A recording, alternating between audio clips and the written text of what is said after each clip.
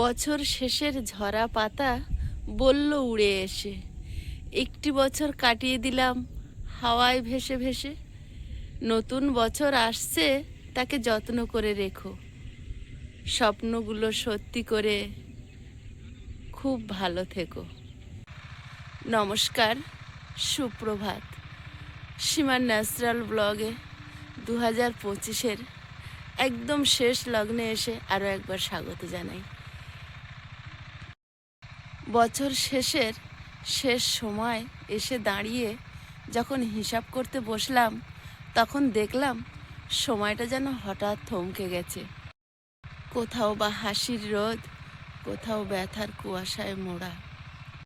এই এক বছরে ঠিক কতটা পথ হাঁটলাম, কি পেলাম আর কি হারালাম। হিসাব করে দেখলে গল্পটা দুদিকেই সমান। যা পেয়েছি তা হয়তো একটু হলেও আমাকে শক্ত করেছে চলার পথে, আর যা পাইনি তা আমাকে শিখিয়ে দিয়ে গেল যে জীবনে কতটা নরম হতে হয়। ব্যথার চাদর মুড়ি দিয়ে মনে পড়ে যায় সেই ছোট ছোট মুহূর্ত, হঠাৎ পাওয়া সুখ, হারিয়ে ফেলা মানুষ, অনেক না বলা কথা, আর কিছু অতল সাহস। বছরটা যেন একটা বই, কিছু লেখা হয়েছে, কিছু লেখা মনের মধ্যে রয়ে গেছে, কিছু পৃষ্ঠা ছিঁড়ে গেছে, কিছু দাগও পড়েছে। তবু সব মিলিয়ে সেটাই আমার গল্প। দিনের শেষে মনে হয় পাওয়া না পাওয়া সব কিছুর মাঝেই জীবন আমাকে একটু করে বদলে দিয়েছে, আর সেই বদলানোটাই সবচেয়ে বড় অর্জন। 2025 আজ বিদায় নিচ্ছে।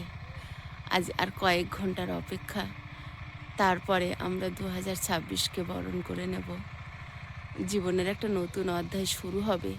জীবনের পরিধিতে আমরা যেটুকু সময় নিয়ে এসেছি তার থেকে হয়তো কিছুটা কানা ভেঙে গেল, কিন্তু সামনের দিকে এক পা হলেও এগোতে শুরু করলাম। এটাই জীবন। আসা যাওয়ার মাঝেই চলতে থাকে মানুষের জীবন।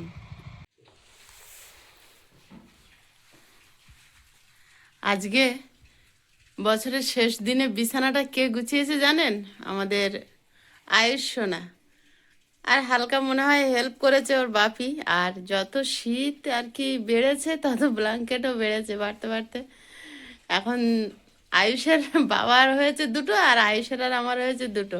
কিন্তু আয়ুষের বাবার আবার কাঁথাটাও আছে ওই যে সবার উপরে, ওটা কিন্তু থাকবেই যতই যাই হোক। সীমার হাতের একটা কাঁথা উনি সবসময় গায়ে দিয়ে রাখবেন, এটাই হয়তো ভালোবাসা। জানলা দিয়ে আজ হালকা রোদ এসে টেবিলের সামনে উঁকি মারছে, মনে হয় বলছে চেয়ারে বসো আর এক কাপ চা খাও। চা বসিয়েছি, আজকে তিনজনে চা খাবো। আজকে কেউ না, শুধু আমরা তিনজনে চা খাবো। চায়ের জল ফুটছে, আদা তেজপাতা দিয়ে চা বানাচ্ছি। সকালে কাজ করছিলাম তো, বাসন মেজেছি, তারপরে উনুন টুনুন নেতা দিয়ে হাত প্রচুর ঠান্ডা। পুকুরের জলটা দেখুন হু হু করে কমে যাচ্ছে, এতটাই কমে যাচ্ছে মনে একটা ভয় আশঙ্কা তৈরি হচ্ছে যে মাছগুলোকে বাঁচিয়ে রাখতে পারবো তো। এখন তো ভয়ে আর পুকুরেও নামি না সেইভাবে, কারণ প্রচুর চারা মাছ আছে। আজকের বছর শেষের দিনে যেন সূর্য নারায়ণ একদম ঝলমল করে উঁকি দিয়েছে। শেষটা আর কারুর মনে কষ্ট দিতে চান না উনি। বিস্কুটগুলো সব গুঁড়ো হয়ে গেছে। নোনতা বাবুর দুটো দাও, আমার দুটো দাও, হয়ে যাবে তা। বছর শেষে শত্রুতা করে লাভ নেই না। 3 চার 4 শত্রু আমিই থাকি 3। বাবু 4। হাতে নেয় না, এখানে রাখো, রেখে খাও। তাহলে আমিও তো এখানে রাখতে পারি। বিস্কুটটা কেমন? ভালো না। হুম, বাজছে। দোকানদারকে বললাম একটা ভালো বিস্কুট দাও, ভালো দেখে দিয়েছে। দিয়েছে। এইটা বললে দোকানদাররা যা খারাপ আছে সেগুলো দিয়ে দেয়। বললে একটু খারাপ দেখে দাও।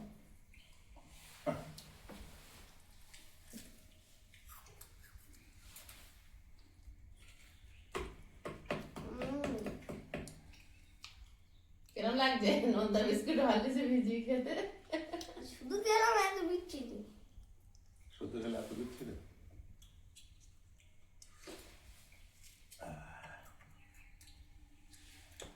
অনেকদিন পর বাড়িতে চা করে খাওয়া হচ্ছে।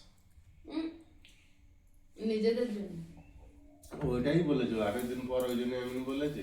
না, অনেকদিন পর বলে তাহলে কি বোঝায় যে অনেকদিন বাড়িতে চা চা কিন্তু করা হয় মাঝে মাঝে। Last- কেউ এলে লাস্ট কবে করলাম? সুকান্ত ওই মাপ জানলার মাপ নিতে এলে, এটা কিন্তু 2 দিন আগে। আমি দিনে 2 বার চা খেতাম, সকাল 11টা আর সন্ধ্যে 6টায়। খেতাম 5 ওইটা একেবারে বন্ধ হয়ে গেছে। প্রেজেন্টে এসো। তো খেয়াল খুশি। চা খাওয়া হয়ে গেছে আর আয়ুষ হরলিক্স খেয়ে পড়তে বসেছে, আর দুজনে বসেছি আপনাদের সঙ্গে একটু গল্প করতে।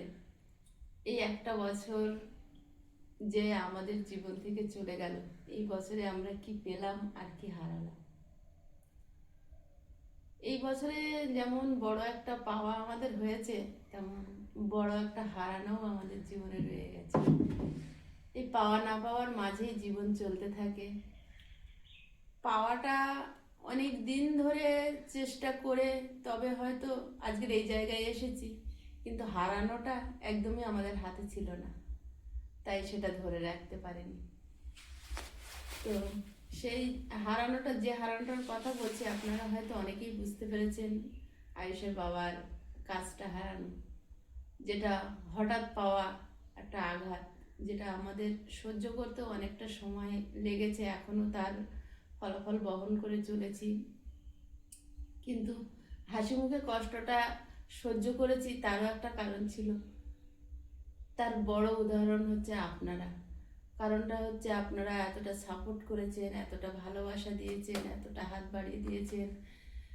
কিছু অজানা অচেনা মানুষ যাদেরকে আজও আমরা দেখিনি, তারা ভালোবাসার হাত বাড়িয়ে দিয়েছে, সাহায্যের হাত বাড়িয়ে দিয়েছে। তাদের জন্য আমরা সারা জীবন কৃতজ্ঞ থাকব। আবার কিছু মানুষের থেকে পাওয়ার ছিল, তাদের কাছে থেকে যেগুলো আশা করেছিলাম সেগুলো তো পাইনি, কিন্তু পেয়েছি অনেক আঘাত। সেগুলো সহ্য করার ক্ষমতা আপনারাই দিয়েছেন। আমি দেখেছি যেদিন ওর কাজ চলে যায় সেদিনও কতটা যন্ত্রণা, কতটা কষ্ট নিয়ে রাত কাটিয়েছে। সারা রাত ছোট্ট খড়ের ঘরে শুয়ে আছি, আকাশের দিকে তাকিয়ে আছে, যেন একটা দিশাহারা জীবন, মাথার উপরে ঘর বাঁধার চিন্তা, সঙ্গে একটা ছোট বাচ্চা, তার ভবিষ্যৎ, আমি তো আছি, আর একটা বড় ঋণের বোঝা। এই সবটা মানে চিন্তা করে যেন একটা দিশেহারা হয়ে সারা রাত জেগে কাটাচ্ছে একটা মানুষ পাশে। সেখানে কিন্তু আমি থেমে যাইনি। আমি সেই মুহূর্তে বলেছি, চলার পথে কত হোঁচট খেতে হবে, তাই বলে ভেঙে পড়লে হবে? উঠে দাঁড়াতে হবে, আমরা ঘুরে দাঁড়াবো, আমরা বাঁচবো, আমরা সৎভাবে বাঁচবো, আমরা সুস্থভাবে বাঁচবো। একটা কাজ চলে গেছে তো কি হয়েছে, আর কত কাজ আছে, কিছু না কিছু আমরা করব, এত ভেঙে পড়ার কিচ্ছু হয়নি। এই মেন্টালি সাপোর্টটা সেদিন আমি দিয়েছি, কিন্তু আমিও জানতাম না যে কি করব। কারণ প্রতি মুহূর্তে আমার ভিতরেও একটা ভয় কাজ করছিল। ইউটিউব থেকে সামান্য কিছু পাই, কিন্তু সেটা আজ আছে কাল নাই, এটা একটা অনিশ্চিত ভবিষ্যৎ। তার মধ্যে সবচেয়ে বড় হচ্ছে একটা বড় ঋণ করে ফেলেছি, একটা বড় কাজে হাত দিয়ে ফেলেছি। সেই মুহূর্তে কাজ চলে গেছে, সেই মুহূর্তে বাচ্চার পড়াশুনো, নিজেদের খাওয়া দাওয়ার প্রতি অনেক ঘাত প্রতিঘাত এসছে, সেগুলো হাসি মুখে মেনে নিয়েছি, কাউকে বুঝতে দেয়নি।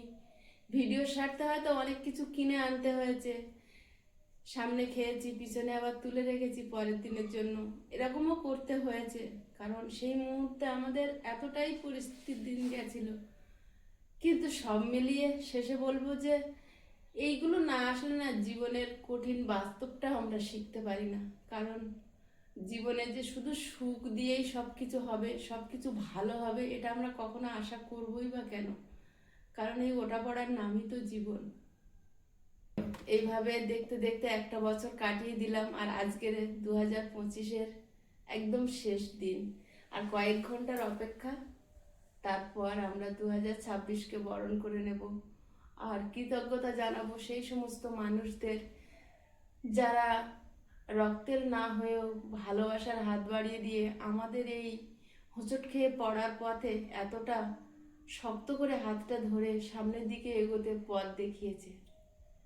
তো সবার কাছে আমরা আন্তরিকভাবে কৃতজ্ঞ যে আমাদেরকে এতটা ভালোবাসা দিয়ে বিশেষ করে আমার মতো হতভাগিনী একটা মেয়ে, যার জীবনে প্রতিঘাত ছাড়া আর কিছু নেই, প্রতিটা মুহূর্তে হোঁচট খেয়েছি জীবনের পথে, সম্মান নিজের মানুষের কাছ থেকে আঘাত পেয়েছি, অসম্মানিত হয়েছি, সেখানেও আপনারা হাত বাড়িয়ে দিয়েছেন। সম্মান কিভাবে অর্জন করতে হয় আপনারা শিখিয়েছেন, তাই আপনাদের কাছে কৃতজ্ঞতা আজকে কোনো শেষ নেই। আর বলতেও দ্বিধা নেই যে যাদের কাছ থেকে পাওয়ার থাকে সবসময় তাদের কাছ থেকেই পাবো, সেটাও আমরা আশা করব না। এটাই মনে হয় 2025 আমাকে শিখিয়ে গেল, যে এমন কিছু জীবনে থাকে যে আমরা জানিও না যে সেটা আমাদের জীবনে হবে বা হতে পারে। তাই প্রতিদিন আমরা নতুন কিছু শিখি, আর 2026 আমাদেরকে হয়তো অনেক কিছু শেখাবে। অপেক্ষায় রইলাম। অ্যাকচুয়ালি আমি তো এই জায়গায় কাজ করেছি দীর্ঘ 16 বছর ধরে। তো একরকম মাথার উপর বলে বট গাছের ছায়া আছে, তো সেরকমই ছিল, খারাপ না।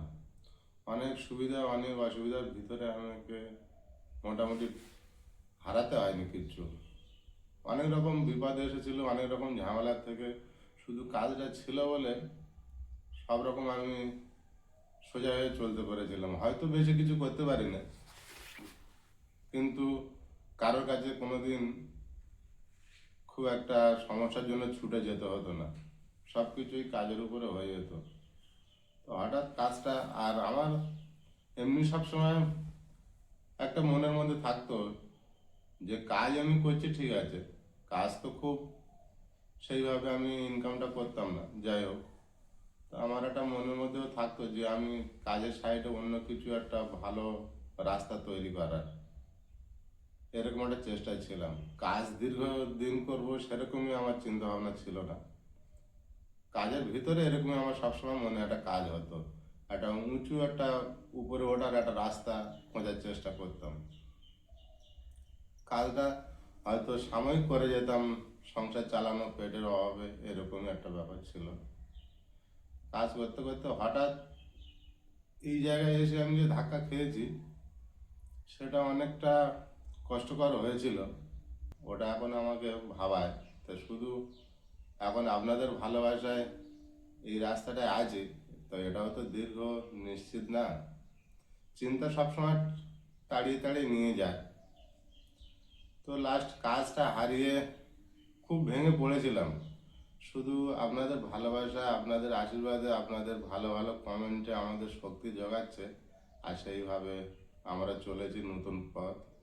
দেখতে দেখতে তো এই বছরটা প্রায় শেষ করে ফেলেছি।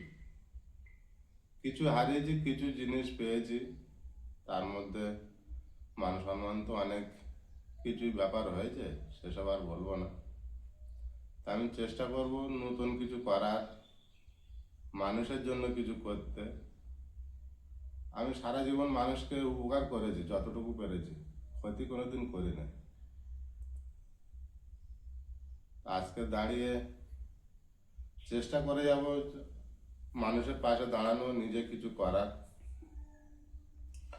তাই নতুন বছরের জন্য আরো অপেক্ষায় থাকবো, আরো নতুন কিছু করার জন্য। আর সেটা আপনাদের সাহায্য, আপনাদের ভালোবাসা, আপনাদের আশীর্বাদে সেই চেষ্টায় আছি। আর দেখতে দেখতে কিন্তু আমাদের বিবাহিত জীবনেরও 13 বছর হয়ে গেল। এইভাবে একে অপরের পাশে আছি, আর আগামী দিন যতদিন বাঁচি যেন একে অপরের পাশে থাকতে পারি, এটাই আমাদের কামনা। 2025-এর শেষ দোরগোড়ায় এসে এই কামনা করি। আর কখনো চাওয়া পাওয়া নিয়ে জীবন অবশ্যই হয়, কিন্তু আমাদের জীবনের মাঝে চাওয়া পাওয়াটা সেইভাবে ছিল না। একে অপরের প্রতি ত্যাগ ছিল, ভালোবাসা ছিল, আছে, সেটা রাখার চেষ্টা করি। তো বছর শেষে এসে বলো আমাকে কি দেবে নতুন বছরে? নতুন বছরে হাসি খুশি একটা দিন নিয়ে চলতে হবে।